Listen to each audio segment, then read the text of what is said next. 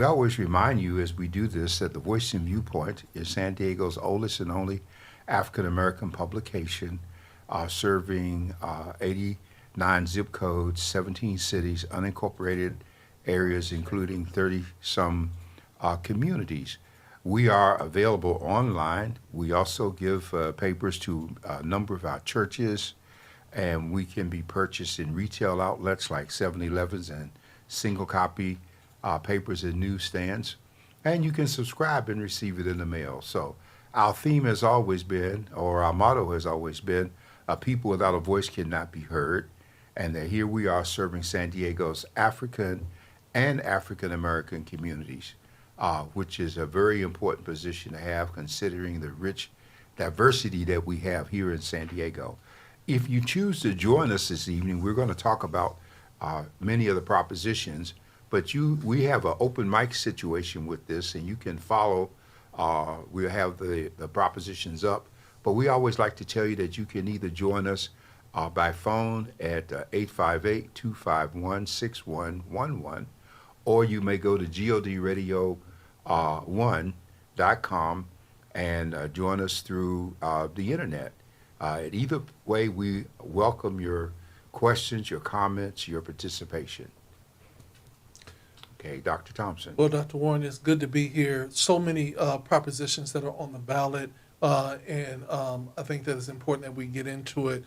This voting guide is going to be a tool that we're going to be able to use throughout this election season, and it's something that I believe that our community looks forward to each and every year. So I'm ready to get into discuss. I'm ready to get the education on, and I'm going to pitch it over to our managing editor just to kick off everything. How are we doing this evening?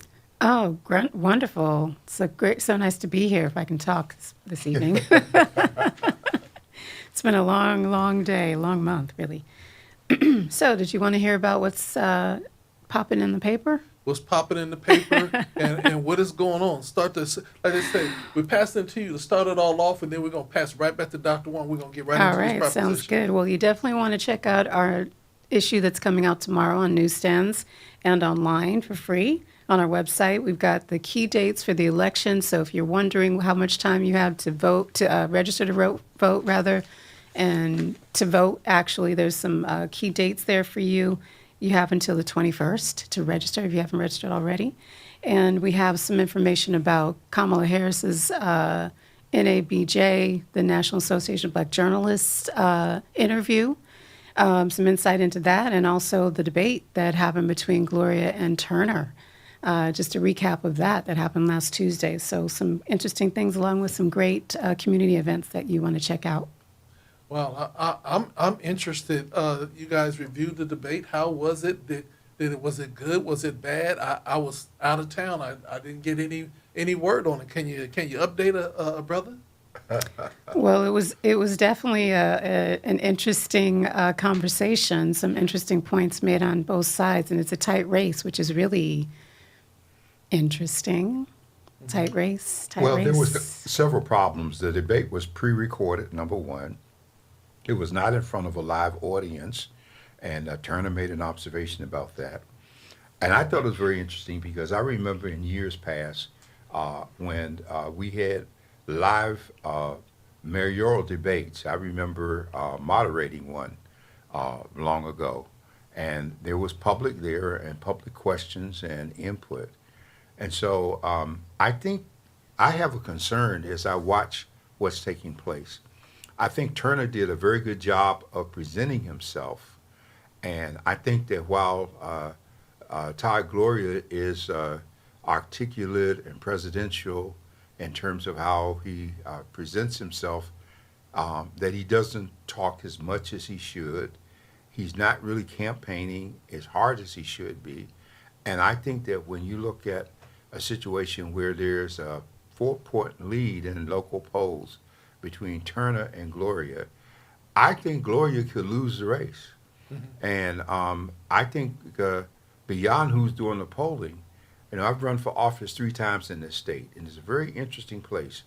Turner is a former Marine lieutenant colonel with 23 years of service. Someone was making the observation that, well, you haven't run a big city. And his position was, I've run organizations far bigger than the city of San Diego, which is true in terms of his rank. And then he, after retiring from the Marines, he became a San Diego police officer where he served for 8 years. And I have a hard time, no matter what the polls say, I have a hard time believing that San Diego police officers are not going to vote for one of their own. And not only will the people vote for one of their own, but Turner's very appearance is more Marine, rugged. He fits the bill in terms of what the good old boys might want. There's still a large element of the population that is not happy about the fact that the mayor is LGBTQ, and people have accepted it. And I know people within our community who are supporting Turner because of that factor, because they can. And I think that can be an issue with the churches. I don't think they will discuss it openly, but I think in terms of church doctrine, it can be a factor. And I want to be clear that this doesn't take anything. Gloria has done a lot of good things. I think he's been a good mayor. As he pointed out to people, in the crisis following Bob Filner's resignation, when he was president pro tem of the city council, he took that position and guided the city through it until they got to the special election that put Kevin Faulkner in. Mm-hmm. And so I've always considered him presidential. He served on the city council. He's done a term in the state assembly. He's close to Vice President Harris. He's a leading chairman of committee and task force within the U.S. Conference of Mayors. And if you want to see how important the U.S. Conference of Mayors can be in terms of a launching pad, all you have to do is look at Leon Panetta. And Panetta, I remember when he was just a city council member, because I was a policy consultant to both the league and the cities and the Conference of Mayors. And he went straight up the food chain from a council member to mayor. He went on in terms of becoming director of the CIA.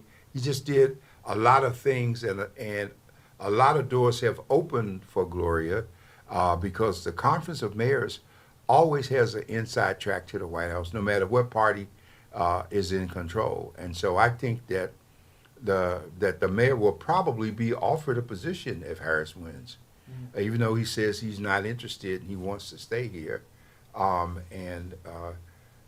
We just have to look very closely at what's going on. So I know I said a lot about that, and I wanted to mention that because we led with it. And I don't know if either of you had a comment, because I want to say something very significant before we did into the propositions. Oh, no, go ahead. Okay, one of the things I want people to understand is why we have propositions in California. And the propositions represent a safety valve. You see, first we elect the legislature, who is supposed to make the laws and pass the rules for us. The propositions represent a safety valve for when the legislature fails.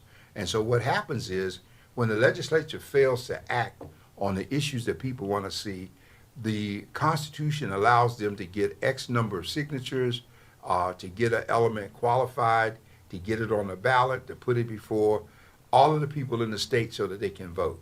And so that's what's happened with these propositions we have. They have garnered the hundreds of thousands of signatures. They've been through the vetting process with the Secretary of State. We have the language that we use in our voting guide on the propositions and the measures, because we have 3 measures for San Diego.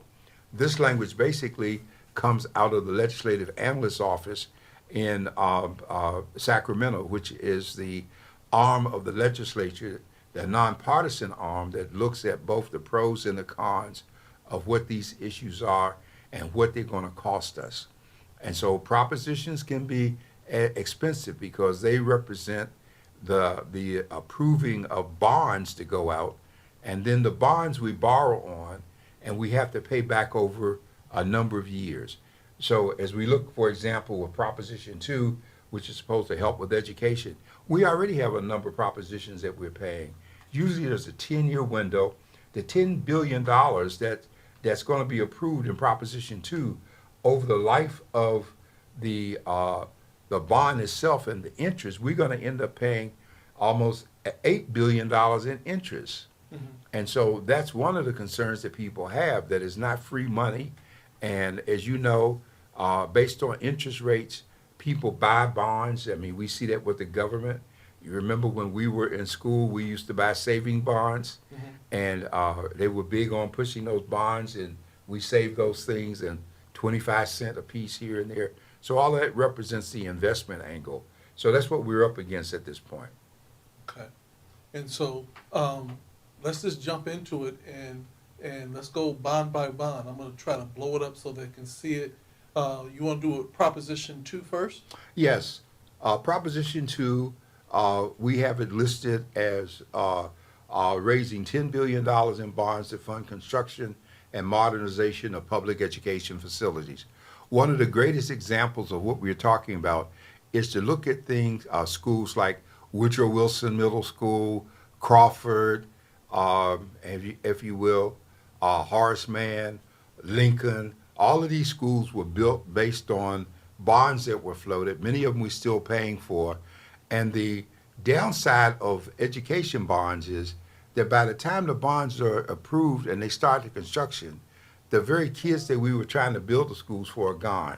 And the birth rate's down, and so we have empty buildings, but we still have new buildings. And so I think that that's going to lead to, at some point, we're going to start making greater use of education facilities. San Diego is very slow to do this. Many years ago, the Mott Foundation took on a love for community schools. And what they did was they went into the communities and said, schools should not close at 3:30 or 4 o'clock. And so they started putting grants in place that kept schools open in the evening, encouraged multiple community use, and brought people in. We haven't done that in San Diego like we should. Our recreation departments, they close too early. They don't offer the kind of diversity that other cities offer.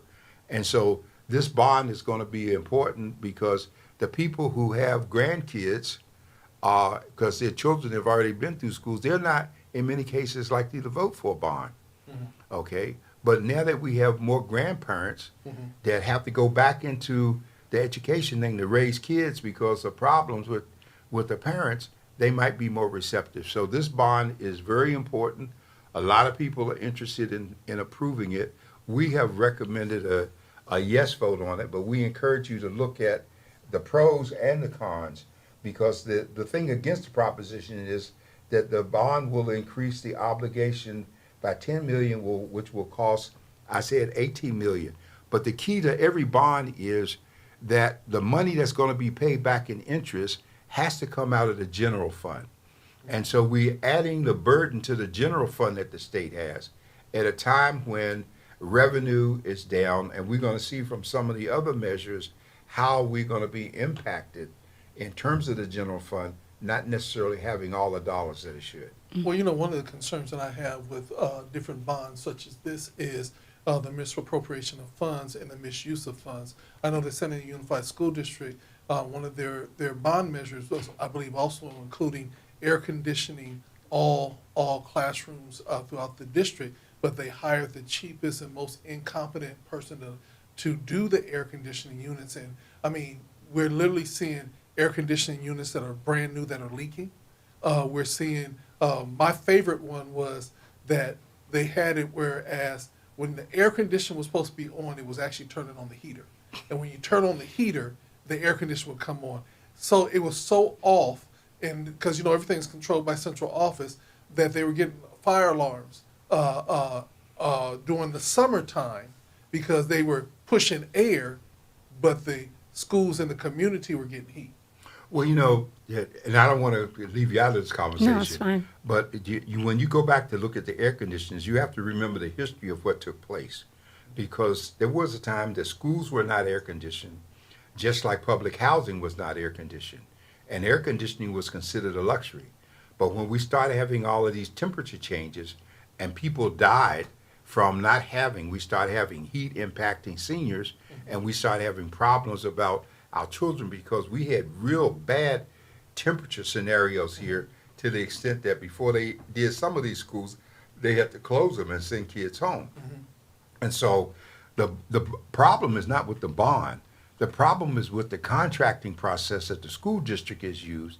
And I think that the school board and the state needs to hold the people accountable in terms of who they're giving contracts to. That was my question. You know, how much does the public have a say in those types of decisions? You know, who are the people hiring the people to do these types of upgrades and Well, spending the what money? is supposed to happen is, and I've been, of course, involved with multiple school districts across the nation. The contracts, once the school goes through the bid process and they make the final selection should come before the board for approval. Unfortunately, in some school districts, they get into this tit for tat with the superintendent, and they think that the superintendent should have absolute authority. And so they miss the whole purpose of having a board of education, going all the way back to Horace Mann in 1700s when it was Massachusetts Secretary of Education.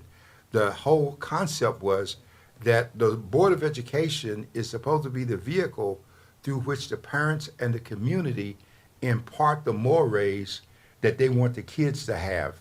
And so you shouldn't have to be all that important. You should be able to read, and parents should be able to come. There should be hearings like we now have on things, and a lot of that hasn't happened. So hence you saw the fiasco that took place. Yeah. And it went real deep, other than just who was superintendent, if you remember, since you were in the system. Yeah. All right, so you guys, the recommendation is yes. There's cons, there's pros and cons that you all can make a decision on. Let's go to Proposition 34. The restricts spending on prescription drug revenue by certain healthcare providers. Well, this is a very interesting one because what's happened is, as we were dealing with this even in Sacramento, people, a lot of healthcare providers, people have money, and the money that they make off of the drugs, the corporate entities in the state, they don't have controls over where they spend the money. Mm-hmm. Proposition 34 is going to make all kind of profits coming from this activity stay in the state. It's going to have to go back into the schools, or I'm sorry, to the clients, to the people who are being served, the patients. Mm-hmm.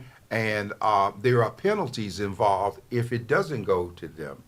And so we have people doing a very funny scenario where we have a pro vote for Proposition 34, and for some reason Proposition 34 has been coupled with Proposition 33, and Proposition 33 deals with rent control in the state.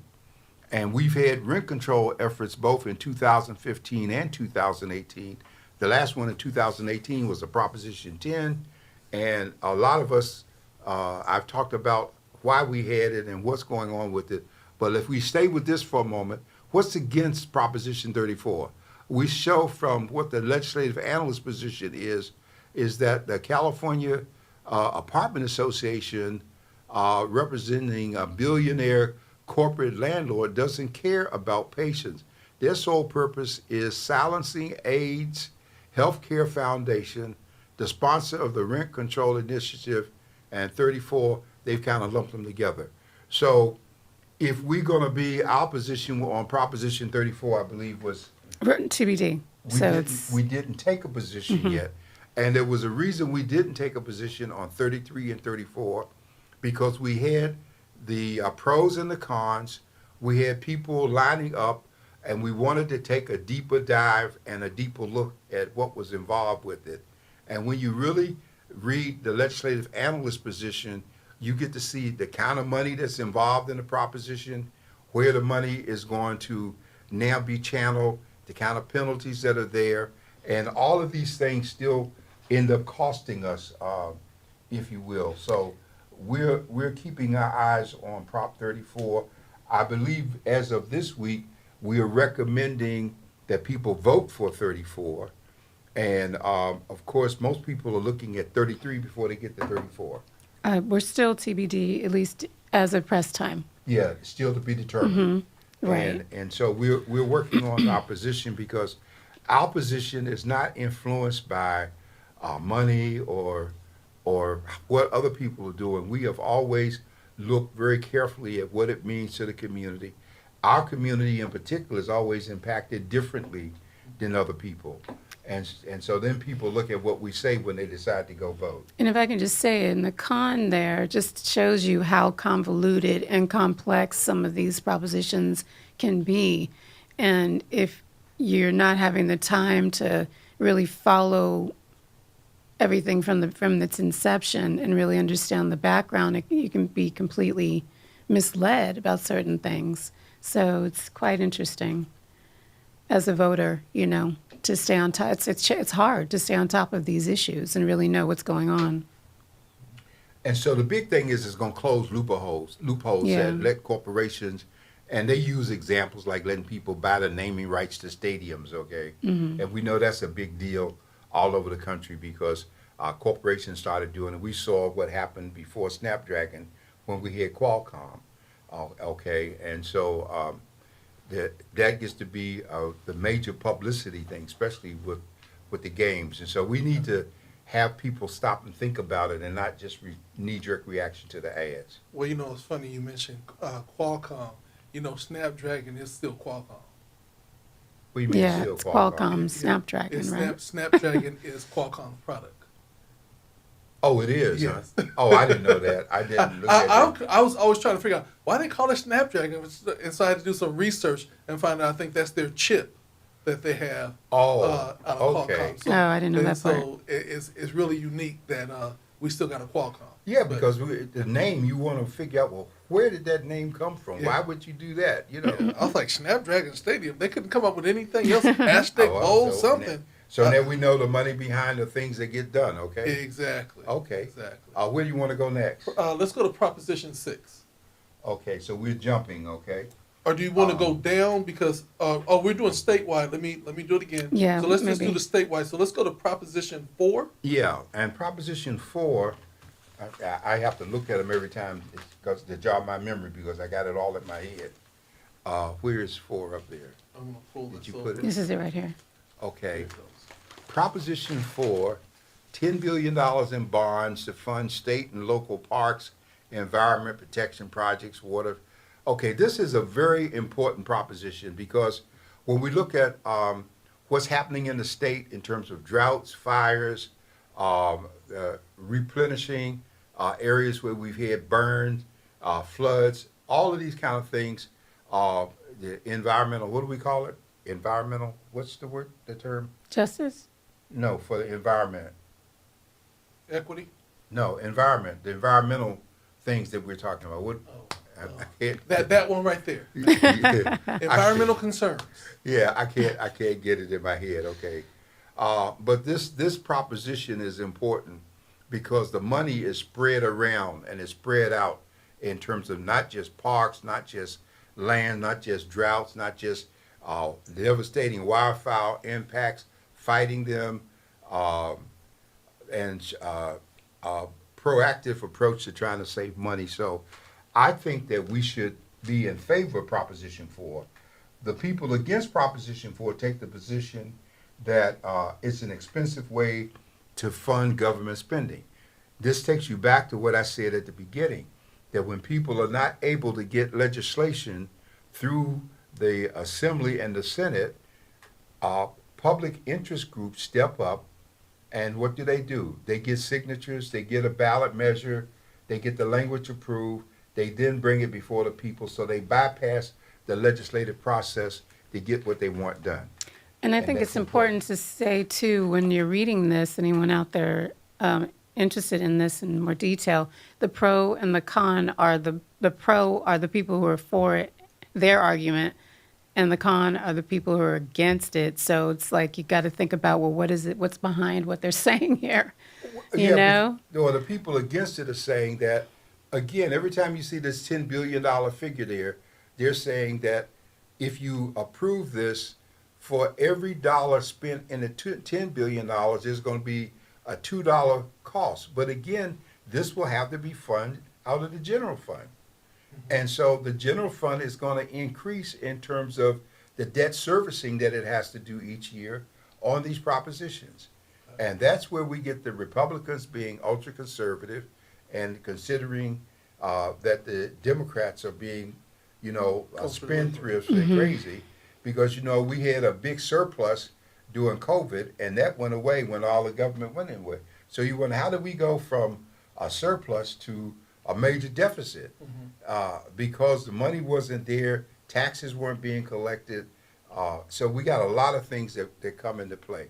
We want to offer the opportunity, Dr. Thompson, if anyone listening with us has a question or comment, we want to give them a chance to do that. We don't want to be so, because we could consume all our time and never hear from anyone on this. Well, we didn't want that to happen. And you can put it in the feed if you have any questions as we go forward. I think right now people are getting their first snapshot of the propositions, and we want to go through it. So we're going down the page, right? So next one is on healthcare, Proposition 35. Okay. And Proposition 35 is important. It authorizes a tax on managed care organizations to fund Medi-Cal programs. Medi-Cal, and we just did a series of meetings here in the state. Voice and Viewpoint sponsored one with the State Department of Health. The last one that was done at the Live Well Center, and it was called Lunch and Learn. And we brought all the people in from Medi-Cal, because Medi-Cal has been restructured, reborn, if you will. In many respects, Medi-Cal offers more than Medicare at this point, from counseling to all kinds of services that you can't get approved in the Medicare system.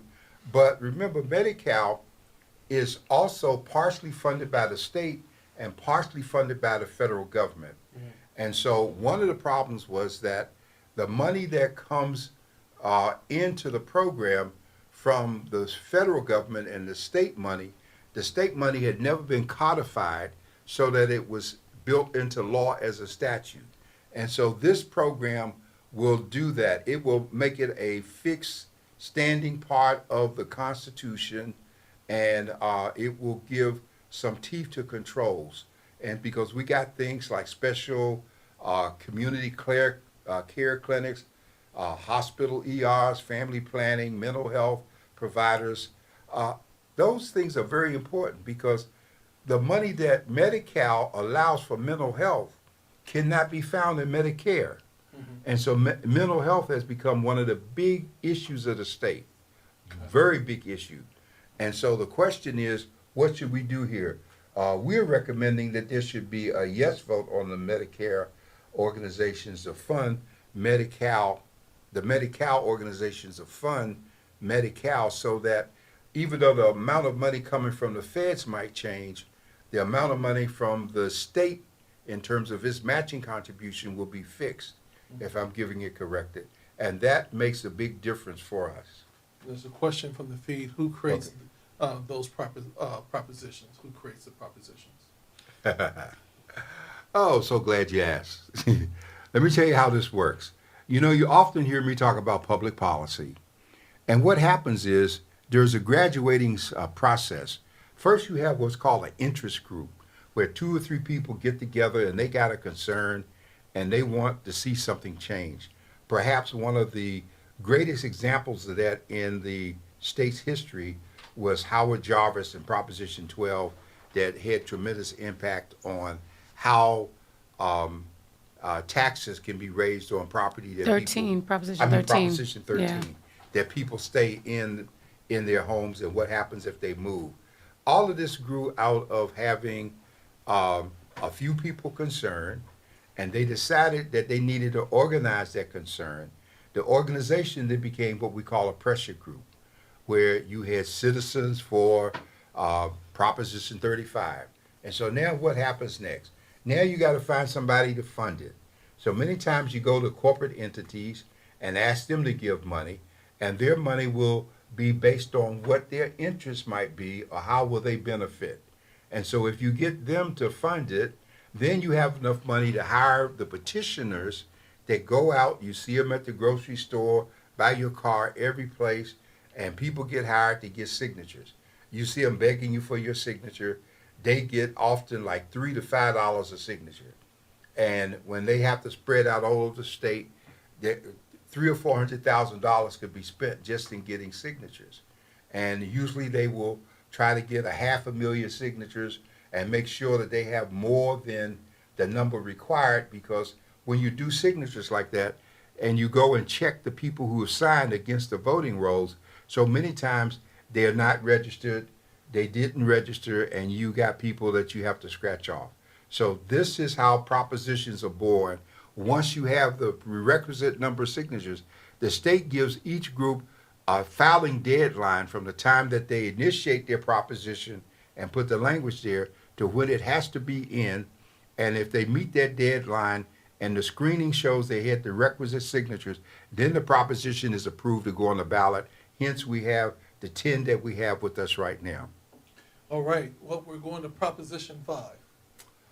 Okay, Proposition 5, what? Allows local bonds for affordable housing and public infrastructure with 55% voter approval. This is a very important proposition because it really changes the constitutional mandate of what's required to get a measure passed like this that has constitutional ramifications. And so by going to 55% of the actual voters as opposed to requiring 60 or a higher number, it makes it easier for those supporting a measure to get signatures to get the measure passed. And so most people want it, some people want it made easier. What do we have in terms of the cons on 5? Those against it says changes taxes. the Constitution to make it easier to increase bond debt, leading to higher property taxes. Prop 5 shifts the financial burden from the state to local communities, increasing costs for homeowners, renters, consumers. Politicians wrote the loopholes in Prop 5 so that infrastructure can mean just about anything. And so this is the hook for folks. When you got local government, now you got a state proposition, but he's telling you you're going to be affected locally. Mm-hmm. And when people see that, and we're going to see this when we get further down, we're going to see why people will reject some propositions. And this is where we need to dig a little deeper to Yeah. find out who's behind what and why. And most people don't. That's why, in addition to getting the thing out there, the interest group to the pressure group to the people promoting it, the people opposing it have to get there. Because here's the thing that people opposing often do. They will start a initiative to get signatures and create some language against what you want to have passed. And so the idea is to confuse the public so that you don't know which one to go for. Yeah. And if you do that, then it increases the chances that it will fail. So So it's all Prop about 5 the money. So in Prop 5, you said you're recommending yes. Yes, we did recommend yes on Prop 5. All right, civil rights, Proposition 3. Proposition 3 is funny. It's a very funny one to me. Protects California freedom to marry regardless of their race or gender. Proposition 3, people say, well, why is this necessary? Because we already have the Marriage Equality Act, and we already have people having the right to marry. Constitutional issues have been. So why is this being done? Many people take the position that this is being done to tighten up the language in the state constitution, because what we're learning from the abortion movement is that even though Roe v. Wade was overturned, if the states had done what Roe offered them before it was overturned, then the Supreme Court decision wouldn't have made any difference. But see, once the court overturns something, if it's not codified in the state constitution, hence we have all of these states now that got abortion issues on the ballot because they didn't have anything in place to stop it. And so in this case with Proposition 3, there's still people who, the conservative movement on the court is that since Trump has 6 conservative justices, the same way they overturned Roe v. Wade, we're looking at them coming at the Marriage Equality Act, because the conservative right never felt that there should have been marriage permitted in the same-sex marriages in the first place. And so now people are feeling the threat. They're also feeling the threat because not only are they coming after them from that standpoint, there was an important Supreme Court case many years ago called Griswold v. Connecticut. And Griswold v. Connecticut actually brought the government into your bedroom because the government was trying to take a position against contraceptives. Well, people were trying to encourage that. And the Supreme Court took the position that the federal government has no vested interest in what goes on in the privacy of one's bedroom. But with this conservative court, you can go back and overturn Roe v. Connecticut, Griswold v. Connecticut, the same way they've overturned Roe v. Wade. Okay? What does all of this mean, folks, for us? That if we don't start reading and paying attention, when we do realize what's happening to us, it's going to be done already, and it's going to be too late. And so we no longer have the luxury of not paying attention. I always remind people what Thomas Jefferson said. Thomas Jefferson said, eternal vigilance is the price of freedom. And if you don't watch what you have, you will lose it. We already see them taking away voting rights, what they did to kill that in many ways, fighting against the Floyd Act and the John Lewis Act. All of these things are important. And so we got a couple more up here that are going to be equally as important. So we suggested that this is an easy one. You vote yes for it. The people who are against it think that the languages to the changes to the Constitution, what were they trying to say? Opening the door to child marriages and Yeah. polygamy. Removes all rules for marriage, opening the door to child marriages, incest, and people Changing are the grabbing for Constitution. straws and throw stuff out there. That's not the case because we still have laws against incest and all those things now. So we have to pay attention. Okay. All right, Proposition 6, this is a criminal justice reform. Oh, this is the dangerous one, okay? And I like to tell people when you look at Proposition 6, I like to remind you of what happened in San Diego when Prop 47 was passed. Prop 47 is almost 10 years ago. I kind of lose track. Bonnie was DA at the time. But Prop 47 decriminalized a lot of activity. It changed from a felony to a misdemeanor, how much marijuana you could have. It came up with a rule that said if you broke into a store and stole something, if the value of what you stole did not exceed $950, it was a misdemeanor. And so what the reason for Prop 47, because people don't often pay attention, the California prison system was under federal receivership because our jails were overcrowded, our inmates were not getting appropriate health care, there were mental issues. We hold a record even in San Diego for in-custody deaths. So all of this stuff was going on. How did we get there? We got there because the law enforcement lobby some 25 years ago decided that we needed 3 strikes. And the whole purpose for 3 strikes was to increase the prison population so that it would increase the overtime pay need of the prison guards, and they benefited from having more people in jail. And that was the sole purpose for it. So they tried to, they did all kinds of constitutionally wrong things, okay? Like the Constitution, I believe in Section 8 has a rule against ex post facto rulemaking. And what that says is that if you did something 10 years ago and it wasn't against the law, well, if we pass a law 10 years later saying it's illegal, we can't reach back and say you are guilty because you did it before the law was passed. And all of that was fed into 3 strikes, and it meant more black folks and Latin people ended up in jail. And so here's the trick today.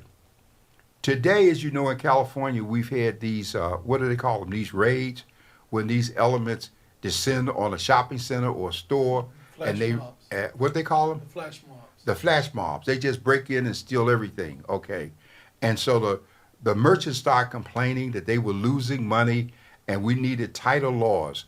And the first step they thought about was increasing the penalties under Proposition 6. But let me tell you the trick to that. The Retail Merchants Association realized that during the pandemic, people were doing more online shopping. So online shopping went through the roof. Amazon and everybody grew. Walmart had to start doing online. And so brick and mortar stores were losing. And so companies did not want to get a bad rep with their clients by just closing the brick and mortar stores because they weren't making as much money as they were making before online shopping started. So they latched on to the flash mobs and said the flash mobs were driving them out of business, and the flash mobs became the excuse for this legislation, which was to give them a way out of brick and mortar without losing their clients. So you see, you have to do your homework, folks. There's so much involved behind each of these things. Okay. So yes on 6. Come on there, look, Tanya's sitting here smiling. She's got a No, I was just saying, so you're helping us with that. You're helping us with our homework, Dr. Warren. Okay. Okay. Proposition 36. 36. While we're getting ready for that, Dr. Thompson, does anyone have any comments so far? Well, Patricia Tasher said they want to give complete immunity to police. That means that they can walk up to you and shoot you with no cause and get away with it. Well, which was the one I was just dealing with? Number 6, did I miss? That was, you were doing 6. You're I doing know. 6. Yeah. 6. This is 36, but did I mix them? Because I had them all running Where together is in my that? head. Where's 6 Here's up 6, here? yeah. Okay. Oh, I'm sorry. I was doing 36, Oh. but Proposition 6 is a simple one. Okay? So if I can skip from 36 and go back to 6 for a moment. Okay, we're up at 6. Okay. Okay. Proposition 6 is kind of funny, okay? It removes involuntary servitude as punishment for a crime from the state constitution. It says that you can't be treated as a slave if you're in jail. Oh, I thought slavery was abolished. Well, under the 13th Amendment, involuntary servitude is permitted. You see, we get confused. Under the 14th Amendment, we got due process. We have a corporation being created as an artificial person, and we have all these things happening, equal protection and all of that. But if you were convicted of a crime, your constitutional rights were suspended. So what happens here under Proposition 6 is that, for instance, if you were in jail and they got you making license plates, and they don't pay you for making the license plates, there's nothing you can say about it, okay? Because it's involuntary servitude, but there's no law against it. So by passing this, removing involuntary servitude, it says that if you're serving a jail sentence and they want to put you to work in jail, as an alternative to not paying you, one of the options they have is to give you credit from your work against your time served. Mm-hmm. Okay? And so now some people feel that this is going to run the price up in terms of the state, because if you have to start paying the prisoners, then the money's got to come from somewhere, and it's going to be an attachment on the general fund. So some people don't want to see that.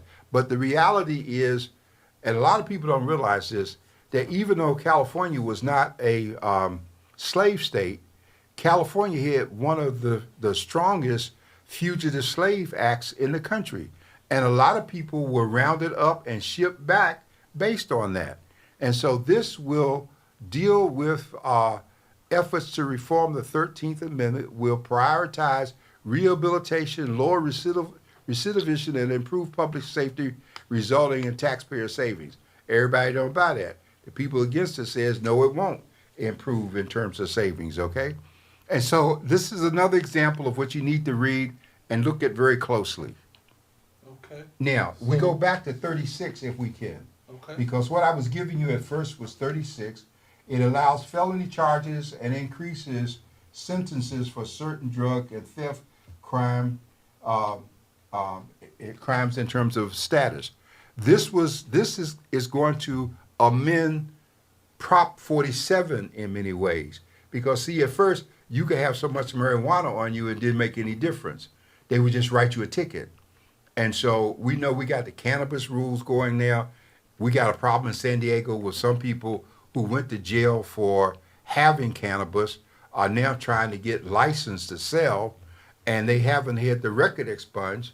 So you got the record being held against you, and you have some other people like a certain legislator's family members who've put together a team of lawyers who have the intent of owning all of the cannabis licenses that are going to be issued in the city, and they're going after much of it in the state. So it's turned into big business.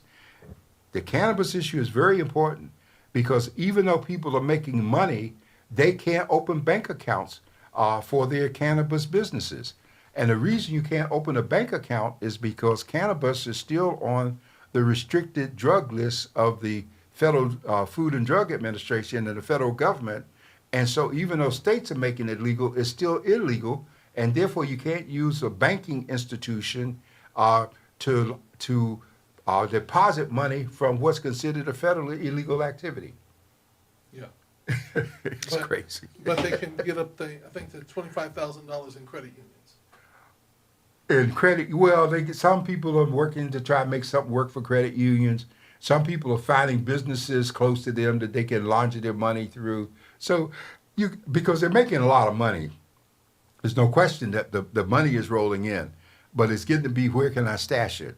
Exactly. So what do you say to Patricia Tasker What does she about say? it giving, I think she's talking about Prop 36, that it gives complete immunity to police. They want to give complete immunity to police, and that means they could walk up to you and shoot you with no cause and get away with it. I didn't see anything in Prop 36 that said that they could do that. We're not Yeah, I sure. think that in where she is at in Louisiana, I think that might be one of the bills that is going on in Louisiana. You know. Okay. So let's move on. You did Proposition 36. Let's go on to Proposition 32. 32. And we have to move fairly quickly. We only got Yes. 10 minutes left now. Wow. we're Okay. fast. Well, all I can say on 32, and it's one of those we will probably come back to because the whole issue of minimum wage is a very important issue.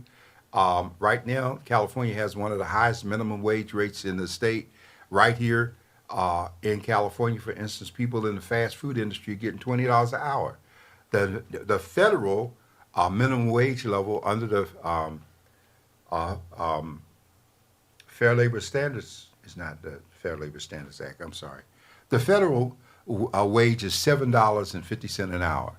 So we are way out of whack with what people are making at other places. Okay, this thing was stabilized at $17 an hour minimum wage in California. It would allow it. No, it was at 16. It'll allow it to Yeah. go to 17, but then it has some control limits on how it goes from there. And so we need to come back and deal with this in a much greater detail because it's been impacted by things like the California Supreme Court case that dealt with Uber drivers and whether or not they could be treated as employees as rather than independent contractors. And so all of this gets into the Proposition 32. I want to mention, if I can for a moment, the most important elephant in the room right now, and then I'm going to mention the three measures for the city, is Proposition 33. Okay, because Proposition 33 would bring rent control into the state of California in a way that we haven't had it before. And I say that because in 1995, it was a law passed called Acosta-Hawkins. And Acosta-Hawkins did some things so that single-family dwellings were not included under the various rent control issues that municipalities was establishing. LA has a measure of rent control. San Diego's tenant protection ordinance is a joke in terms of putting some real teeth out there, but it's all that we have here at the moment. So what happened was when the housing market crashed in 2009, people lost their homes. Investors bought these homes and they sought to lease them back to the people who had once owned them, and they leased them back with rents that many times were higher than the mortgages that they had been paying in the first place. That meant then that there was no control. And so there was an effort in 2015 to bring some control because the real estate industry and investors, they didn't mind you having some rent control on multi-dwelling units, apartments. But when the single dwelling units, which were the homes that went into foreclosure, they didn't want to see them. And then a strange thing happened on the way to the forum.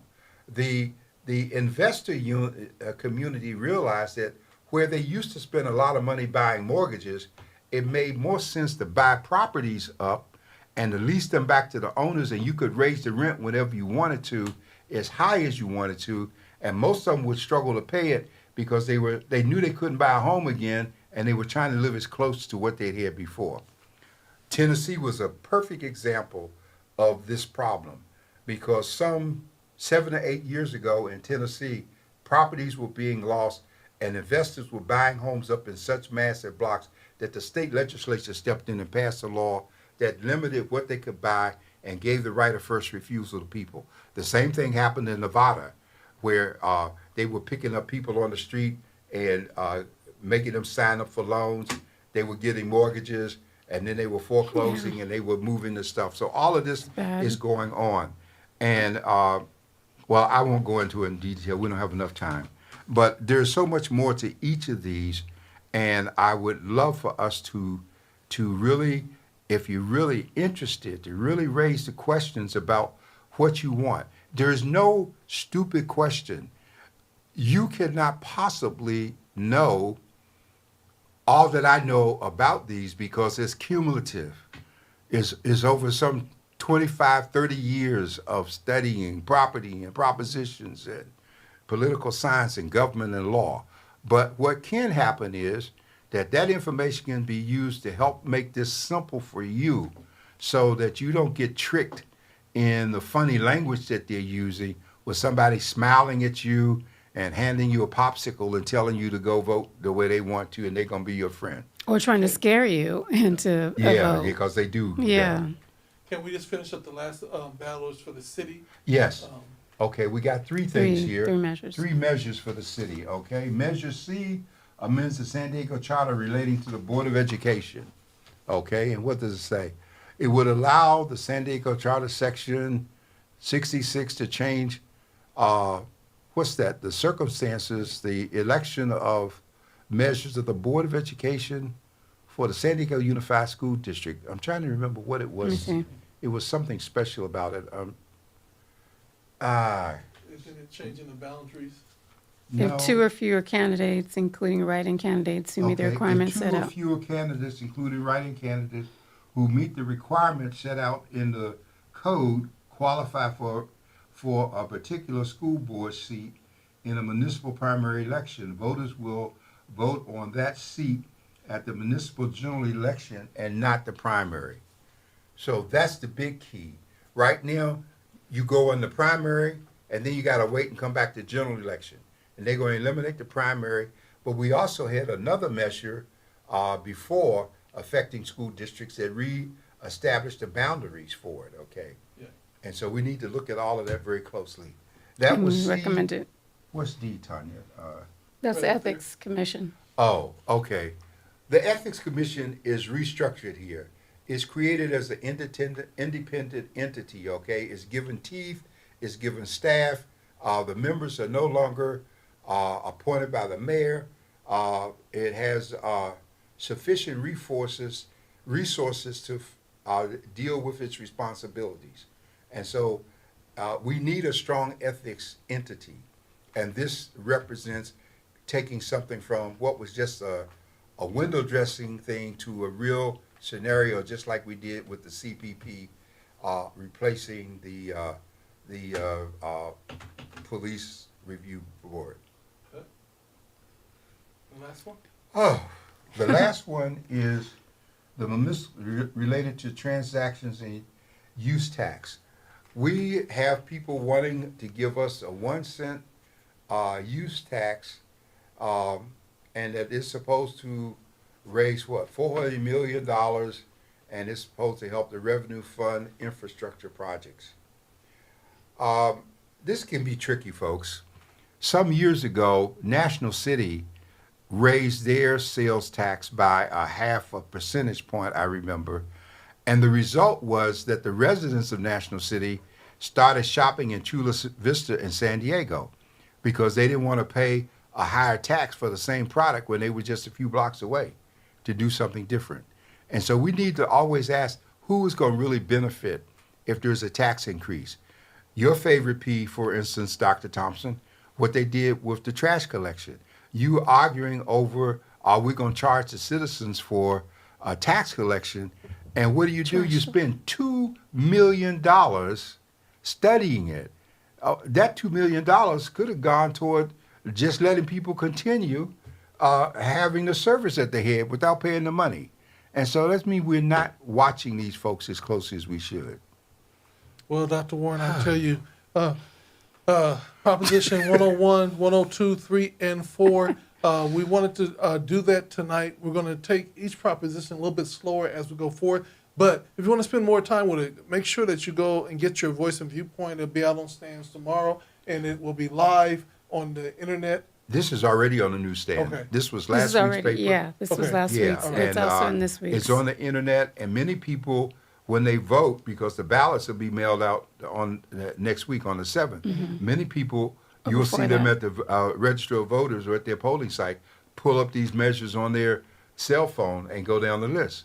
Yeah. Because it's overwhelming with all the names and things that are there. And the Okay. candidates, candidate endorsements are in this week's issue, this week's issue that'll be Yeah, on 'cause we newsstands didn't even tomorrow. touch the county. Yeah. Yeah. And there are endorsements in other municipalities because of the candidates and the people and the issues. We couldn't get them all here. We're doing more because we're reminding people the Voice and Viewpoint is not Southeast San Diego. It's countywide. And the Register of Voters is doing some business with us, but the bulk of what we are publishing in terms of the pages like this and the endorsements that are coming, we are paying for that ourselves because of the value we put on having an informed electorate. And just quickly to say, too, we're going to have the ballot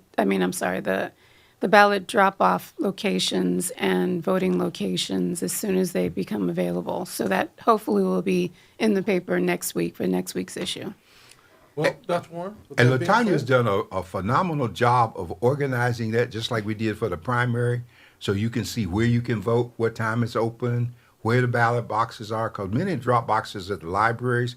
And if you follow the news, many states are having a tremendous amount of difficulty just even getting drop boxes. And the way the ballot is done now, you can track your ballot from the time you fill it out and measure it. You can track it because of the barcode That's and right. everything, Sure the way can. it's set up. That's right. So this, and Latanya and staff has spent a great deal of time this week dealing with unsheltered and homeless people and their right to vote. And that's a very important thing. So you don't have to have a street address to be able to vote. And we want people to understand that.